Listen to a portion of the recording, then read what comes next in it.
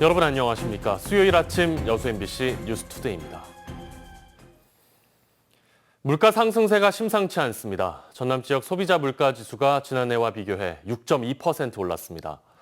지난 2008년 국제금융위기 이후 가장 높은 수치인데요. 기름값과 곡물 가격이 크게 오른 것으로 나타났습니다. 강서영 기자입니다. 여수의 한 전통시장.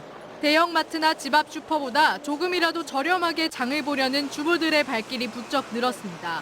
하지만 막상 시장을 둘러보다 보면 표정은 금세 어두워집니다. 가파르게 상승하고 있는 물가 때문입니다. 살 게 없어요. 물가는 오르는데 정말 피부에 와 닿는 것은 뭐 살 게 없다. 앞으로도 계속 오를 것 같다.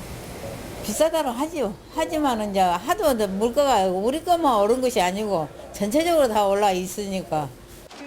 식료품 가운데 고기값이 많이 올랐습니다. 삼겹살 가격은 불과 4개월 만에 100g당 2,990원에서 3,640원으로 21% 가까이 올랐고 양배추 가격도 지난해에 비해 40%가량 치솟았습니다. 생물 갈치도 지난 2월 100g당 5,990원 선에서 이번 달엔 7,990원으로 25% 상승했습니다. 특히 지난해보다 가장 많은 상승폭을 보인 품목은 경유와 등유였습니다. 실제로 정부의 유류세 보조에도 지난달 전남 지역 경유 주유소 판매 평균값은 리터당 1,964원으로 지난해에 비해 47% 상승했고 휘발유는 리터당 1,968원으로 21% 올랐습니다. 호남 통계청에 따르면 지난달 전남 지역 소비자 물가 지수는 108.53. 지난해와 비교하면 6.2% 상승했는데 특히 올 초 들어서는 달마다 1%씩 급격히 상승하고 있습니다. 호남지방통계청은 지난 2008년 금융위기와 IMF 이래 가장 높은 물가 상승폭을 보이고 있다고 설명했습니다. 국제 유가와 국내 소비자 물가의 그래프가 같이 움직이는 걸로 분석되었습니다. 국제 유가와 국제 곡물가 상승의 주요 원인이라 하겠습니다. 러시아 우크라이나 전쟁 이후 국제 정세와 맞물려 하루가 다르게 치솟고 있는 지역 물가. 정부도 당분간 물가 인상에 대한 뚜렷한 해법을 찾지 못할 것이라는 예상과 함께 다음 달부터는 가스와 전기 요금까지 줄줄이 오를 예정으로 있어 서민들의 한숨만 갈수록 커지고 있습니다. MBC 뉴스 강서영입니다. 광양항 항만자동화 테스트베드 구축 사업이 본격적으로 시작됩니다. 해양수산부는 오늘 광양항 월드마린센터에서 광양항 항만자동화 테스트베드 착수 보고대회를 개최하고 여수광양항만공사, 전남도, 광양시, 민간 전문가 등이 참여하는 협의체 발족과 함께 관련 사업 추진에 본격적으로 나섭니다. 광양항 항만자동화 기반 테스트베드 구축 사업은 광양항 3-2단계 컨테이너 부두 4선석에 오는 2026년까지 6,915억 원을 투입해 자동화 안벽 크레인 등 자동화 하역 장비를 국내 기술 중심으로 도입하는 사업입니다. 다음 달 박람회 10주년 행사와 함께 열릴 예정이던 여수 거북선 축제가 갑작스럽게 연기되면서 그 배경에 관심이 모아지고 있습니다. 여수 거북선 축제위원회는 최근 이사회를 열고 다음 달 29일부터 31일까지 사흘간 개최하려 했던 거북선 축제를 잠정 연기하기로 결정했습니다. 이사회는 축제 기간이 여름 휴가철과 겹쳐 극심한 교통 혼잡과 무더위 안전 문제가 우려된다는 민원으로 9월이나 10월 개최를 계획하고 있습니다. 그러나 일부에서는 당초 박람회 10주년 기념 행사와 함께 개최하려던 계획이 갑자기 취소돼 황당하다며 최근 잡음이 끊이지 않는 인수위원회와 일부 상인들의 입김이 작용한 게 아니냐는 의혹을 제기하고 있습니다. 검찰이 지난해 정현복 광양시장과 관련해 제기됐던 비위 의혹 가운데 일부에 대해 무혐의 처분했습니다. 하지만 채용 비리 의혹과 부동산 투기 의혹 관련 수사는 계속 진행 중입니다. 김주희 기자입니다. 지난해 3월 처음 제기돼 1년여 넘게 진행되고 있는 정현복 광양시장의 각종 비위 관련 의혹 수사.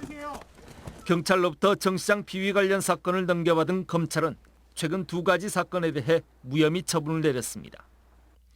정 시장이 광양시 옥곡면 문중묘 일대의 산지를 불법 점용해 주차장을 조성할 수 있도록 도왔다는 혐의에 대해 검찰은 정 시장이 직접적으로 관여한 증거가 없었다고 판단했습니다. 또 정 시장이 광양시 중동 1원에 50층 이하의 초고층 아파트 건축이 가능하도록 조건부 허가를 해줌으로써 친척이 임원으로 있는 건설업체에 특혜를 줬다는 의혹에 대해서도 무혐의 결정했습니다. 정 시장이 건축 허가 과정에 직접적으로 관여한 결정적 증거가 확인되지 않았다고 본 겁니다. 정 시장의 비위 의혹과 관련한 두 가지 사건이 무혐의로 종결되면서 이제 크게 두 개 사건이 수사 진행 중입니다. 정 시장이 지난 2019년 내부 행정 정보를 이용해 광양시 진상면 금이리와 진월면 신고리 유런의 군도 6호선 도로 건설이 추진될 것을 미리 알고 부인 명의로 1000여 제곱미터 부지의 땅을 구매한 혐의와 무기계약직 선발과 직원 승진 과정에서 친인척을 통해 금품을 수수한 의혹 사건입니다. 경찰은 현재 검찰에 송치돼 수사 진행 중인 나머지 사건들이 사실상 정 시장의 비위 행위를 구체적으로 밝혀낼 핵심 사건으로 판단하고 있습니다. 때문에 검찰의 정 시장 비위 혐의 관련 수사는 앞으로도 다소 시일이 더 걸릴 것으로 보입니다. 1년여 넘도록 지역사회에 적잖은 파장을 일으켰던 현직 시장의 비위 행위 연루 의혹과 관련된 수사. 두 개 사건이 무혐의로 종결되면서 정 시장을 겨냥한 나머지 핵심 사건들에 대한 검찰 수사 결과에도 이목이 집중되고 있습니다. MBC 뉴스 김주입니다. 정부가 물관리 계획을 4년이 지나도록 세우지 않은 것으로 드러났습니다. 서삼석 국회의원은 기후위기로 최근 농어촌 물 부족 사태가 심각해지고 있지만 정부의 농업 생산 기반 정비 계획은 2018년 목표로 세운 게 전부이고 그 이후로 계획이 없다고 밝혔습니다. 이에 따라 서 의원은 농어촌 용수 개발과 배수 개선 등 정비 계획을 5년마다 세우는 것을 의무화한 농어촌 정비법 개정 법률안을 대표 발의했습니다.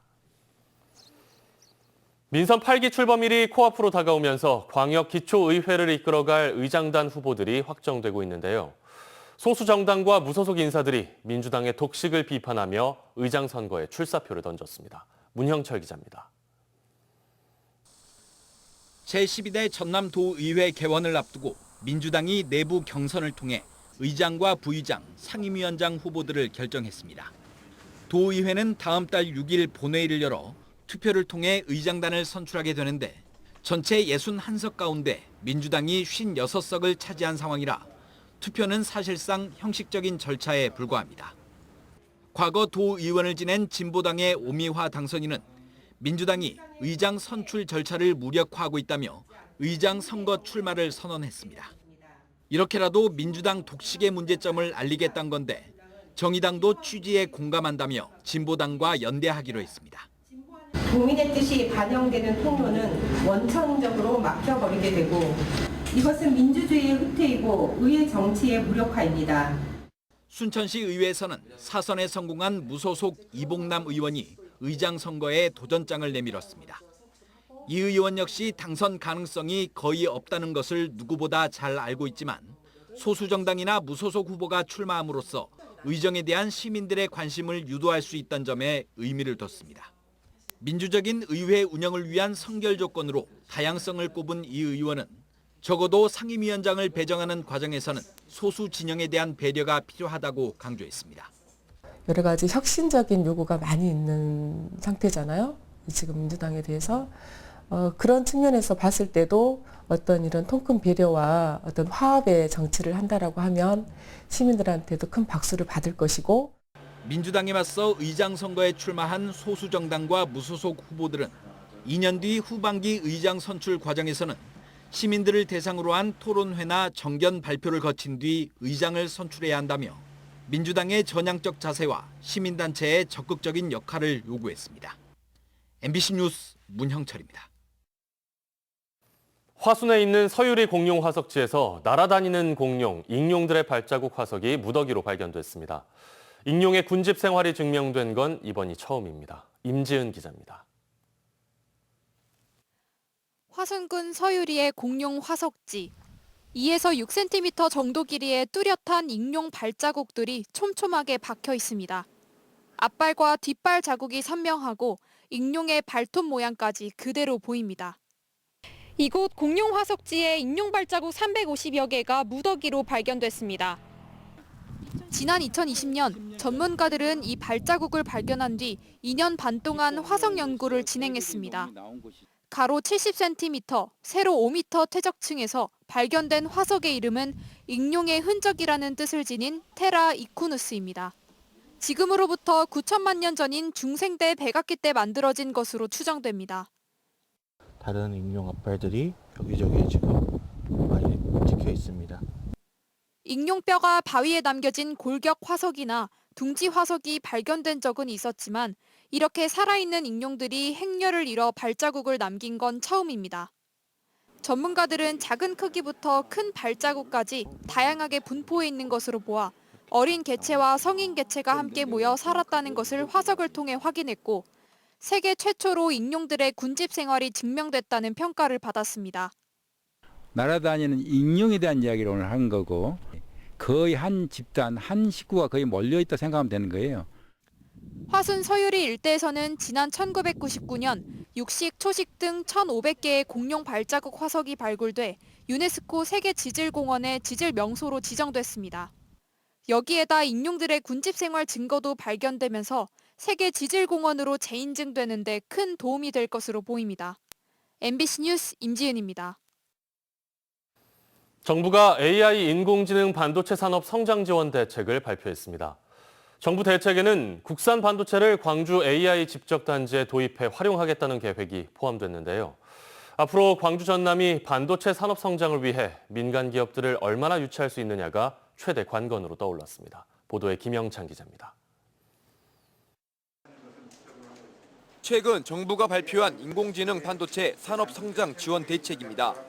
오는 2024년 광주 AI 집적단지에 국산 반도체를 도입한다는 계획이 포함됐습니다. AI 단지에 조성될 예정인 대규모 데이터 센터의 컴퓨팅 장비에 국산 반도체를 활용하겠다는 겁니다. 우리의 AI 반도체 기술 산업과 전략적으로 연계하여 적극 육성한다면 국내가 글로벌 AI 반도체 시장을 충분히 선점할 수 있을 것으로 민선 8기 광주 전남 상생 1호 공약으로 반도체 특화단지 조성 사업이 추진되고 있는 가운데 이 특화단지에 반도체 제조업체를 얼마나 유치할 수 있느냐가 사업의 성패를 판가름할 것으로 전망됩니다. 대기업이 유치가 되면요, 한 10조 정도가 투자가 될 거로 예상이 되고요. 이에 따라서 이거를 보수 유지하는 여러 가지 장비 회사들, 소재 회사들이 다수가 따라올 겁니다. 기업 유치를 위해 광주시와 강기정 당선인 그리고 김용록 지사까지 나서 국내 2위 반도체 기업인 SK하이닉스 관계자를 만나 유치에 공을 들였습니다. 또한 세계적인 기술력을 갖춘 반도체 기업 2곳과도 반도체 단지 입주 가능성을 타진한 것으로 알려졌습니다. 광주시는 올해 하반기에 반도체 산업 육성 종합계획 용역을 발주해 반도체 조성 사업에 필요한 기반 시설과 경제적 파급 효과 등을 구체화하기로 했습니다. 이 반도체 특화단지 조성이 우리 지역의 미래 먹거리 산업으로서 굉장히 절실하게 정말 필요하다 이렇게 보여집니다. 한편 국민의힘은 반도체 특위를 공식 출범해 반도체 산업 육성을 위한 규제 개혁 등 다양한 지원에 나서고 있습니다. MBC 뉴스 김영창입니다.